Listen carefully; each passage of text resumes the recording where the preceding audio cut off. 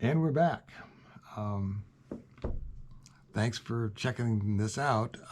We've been away for a while because my old GoPro 3 finally quit, and so I've got a newer one, and we'll try to be a little bit more regular now that I've got also something to say. So today we've done the intro in chapter 1 on the manuscript on the book that I've written. And we're now calling it Inside Out, Messages from the Forest People, I believe. And anyway, it's been sent off to some publishers. We'll see what they think of it.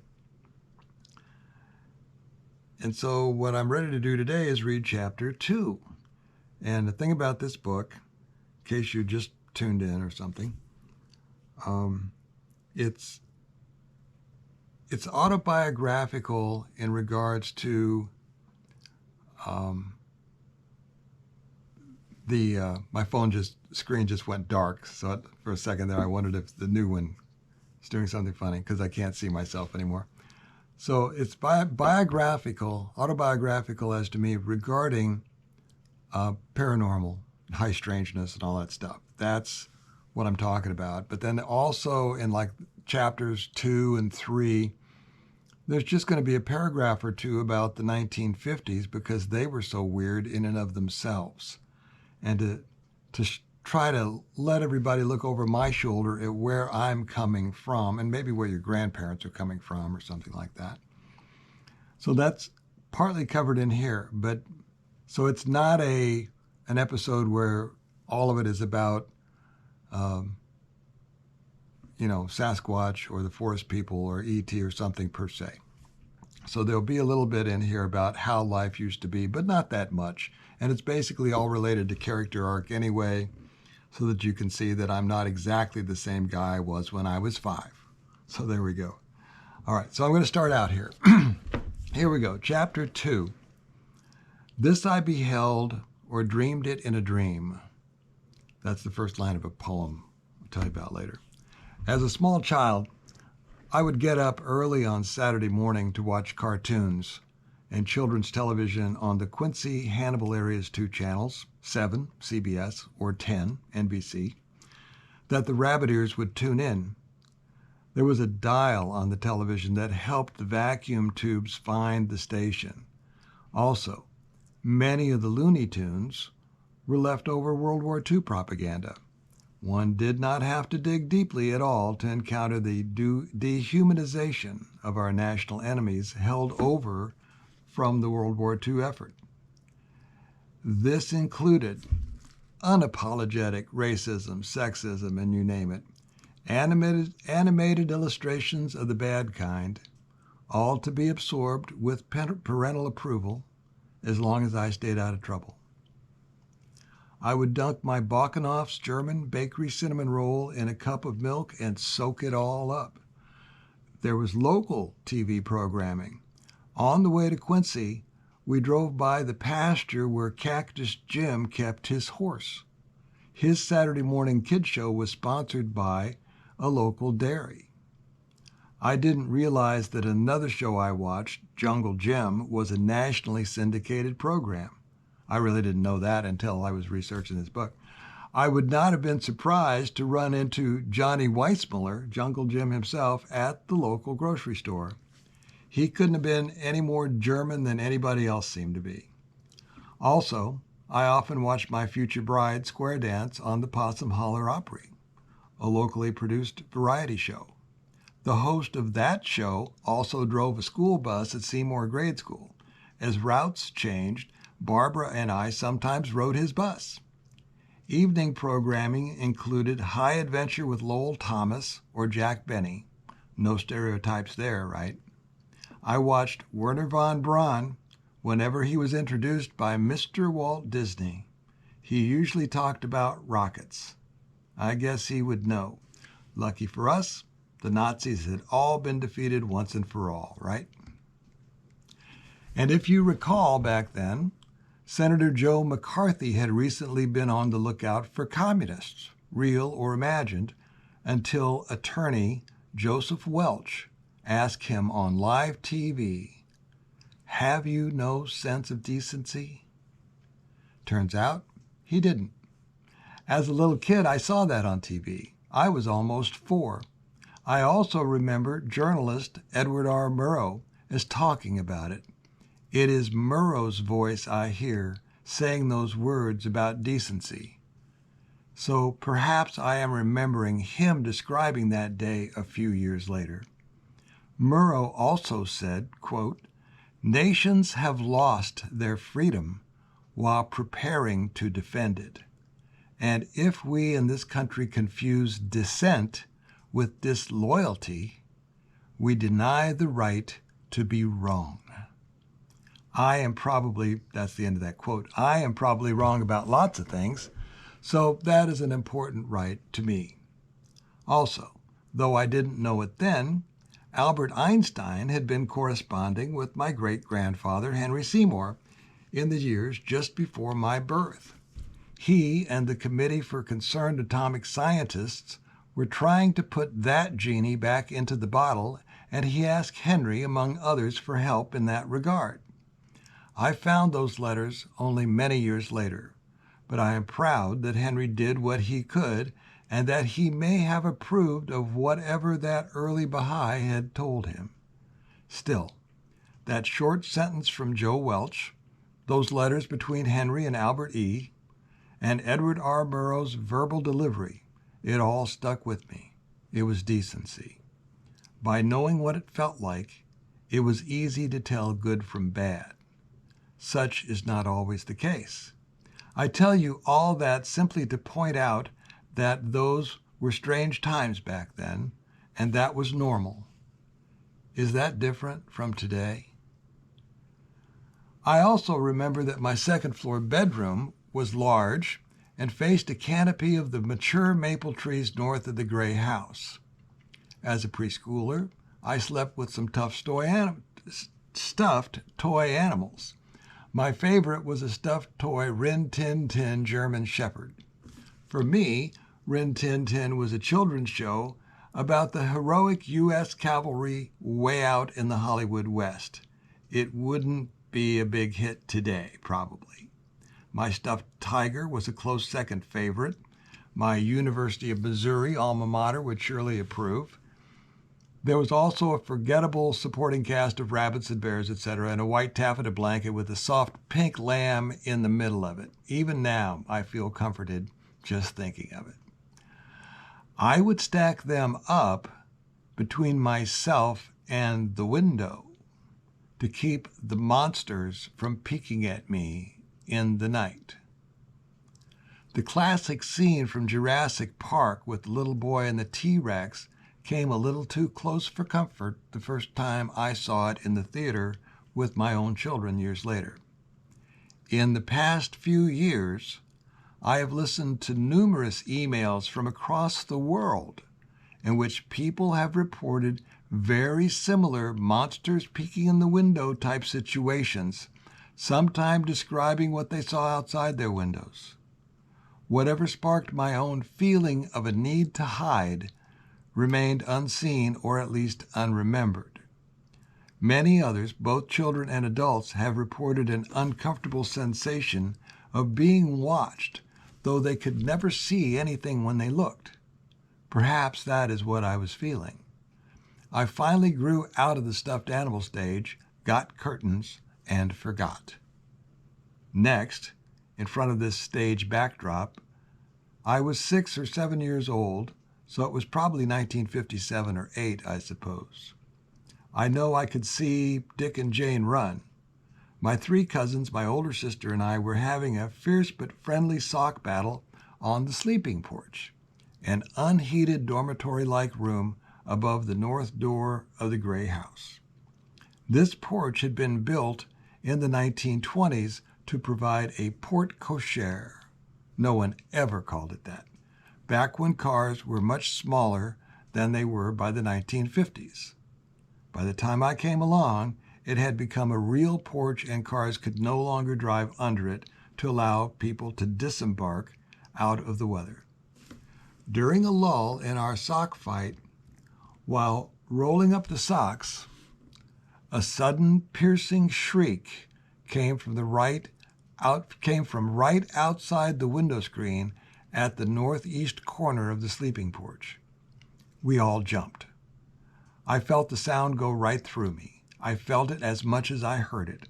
I recall it being extremely loud, shrill, and sharp. I looked right at the spot, the east window nearest the corner, before the noise ended.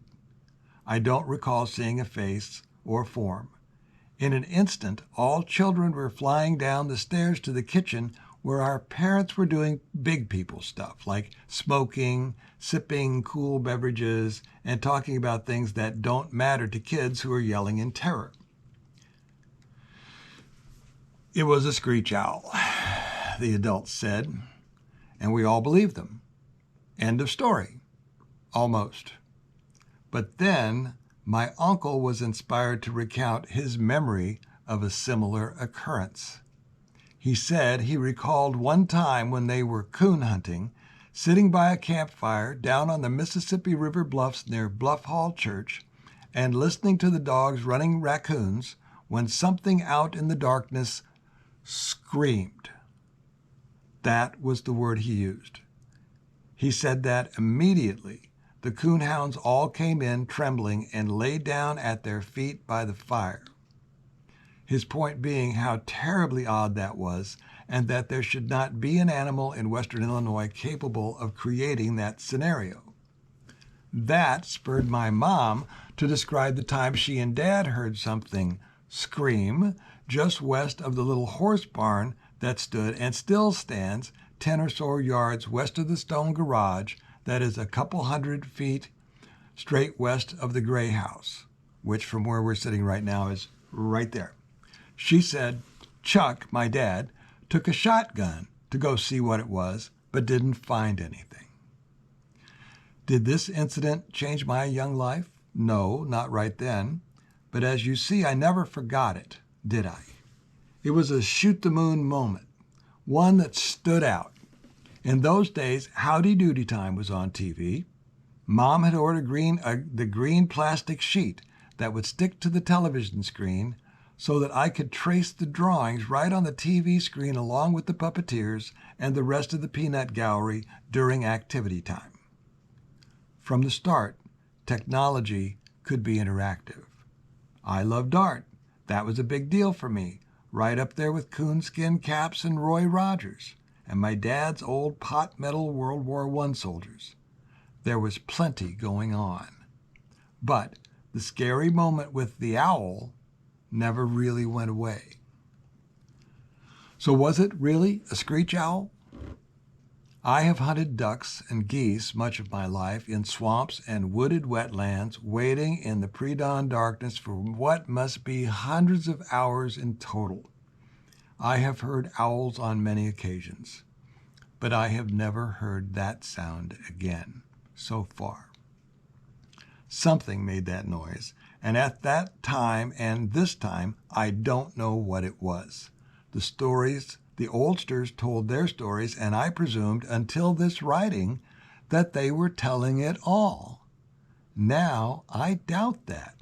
They may well have seen or heard things they chose not to share in front of the little kids, or even with spouses or other adults in the family, for fear of verbal degradation. Or maybe not, but I bet some of you know what I'm talking about.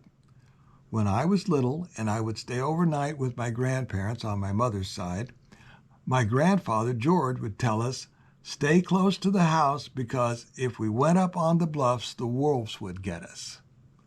The very woods where my uncle heard the scream.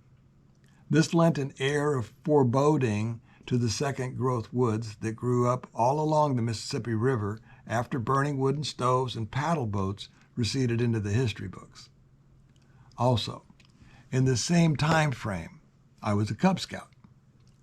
Uniform blue shirt, yellow neckerchief with the appropriate gold-colored clasp, achievement patches, wolf, bear, etc. I thought it was cool. The canteen was heavy, and I probably never drank enough water. Anyhow, I got invited to go on an overnight campout with my friend Billy, from my Sunday school class in Payson. Pardon me. He lived near Hurleman's Country Store at the intersection of Ghost Hollow Road and what is now officially named Hurleman Road. Mill Creek runs through that area and had created a half-mile wide creek bottom with plenty of wooded bluffs. We were going to camp in a canvas wall tent that he and his dad had already pitched on those bluffs in what is now Sacagawea Girl Scout Camp. I remember it was hot and humid, and we were sticky and sweaty. We had played at his house until dark, and then with old D-cell flashlights, we hiked the few hundred yards up to the tent and unrolled sleeping bags inside it without a fire. Besides us, the camp was empty. I had camped out several times before this with no worries, but this night I became filled with dread. We hadn't told scary stories or anything. I heard someone walking around outside the tent in the brush, someone on 2 feet. Billy was sure it was his dad, but if so, he didn't answer us when we called, and he didn't have a flashlight on what was a very dark night in that woods. I made us go back and sleep in the house. I was not even embarrassed that I had chickened out. I only felt relieved to get out of there, and I remember saying so. Was it just a little kid getting scared? Yes, that also happened, but I had listened to my gut. Oftentimes it knows more than I do. Note, if something was lurking out there, it didn't get us. I should say it didn't bother to get us. That is a very important point because it certainly could have, as our feeble beams of light swept the brush on our retreat to the house. And frankly, the canvas wall tent with its flap strings tied in a bow wasn't much protection either. In 2nd or 3rd grade, one of my teachers told our class about Sir Edmund Hillary and the abominable snowman. The possibility had frightened me at the time as I sat in class. Part of me wanted no part of that. At the time, I did not connect Hillary's Yeti in the Himalayas with footsteps in the brush near Mill Creek. A 1951 photo taken by mountaineer Eric Shipton shows unusual tracks going off into the snow in a single line, something which I now know is often reported. We humans make a double line. Our feet stay to the right and to the left of center as we walk. The feet of something else out there do not. I am aware that the background events from a shadowy past lack the certainty and the clarity which would make them more satisfying to the skeptic. Don't worry.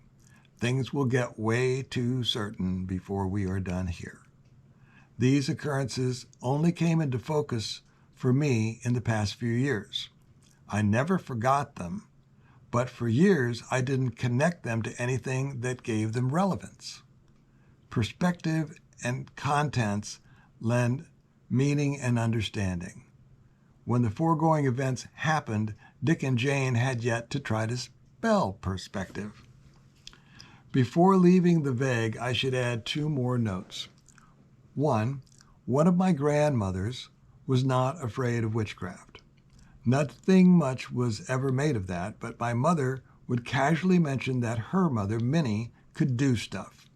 And when doctors failed to remove a bunch of common warts on the back of my right hand, she told me to ask my grandmother to do it.